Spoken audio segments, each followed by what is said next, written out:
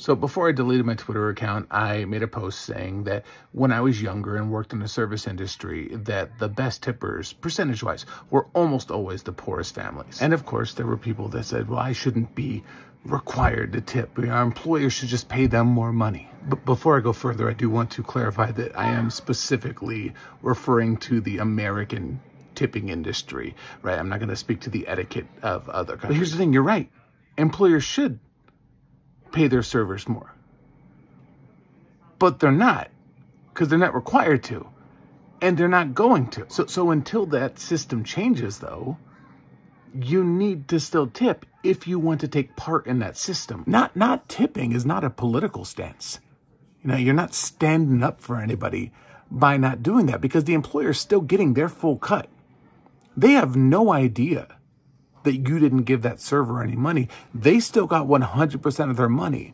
All you did was harm that worker. The only ethical action to not tip that you can do is just to not go to that restaurant, right? Because when you go to that restaurant and you refuse tip because their employer should be the one paying them more, you are actively taking money away from that worker, right? You are actively taking up the time and space that they could have gone to somebody else who understands that this system is crappy and that they shouldn't be punishing the people at the lowest rung of this horrible system just to make a point that they're not actually making. So how much should you tip, right? And I'm just going to give my own personal perspective on this, right?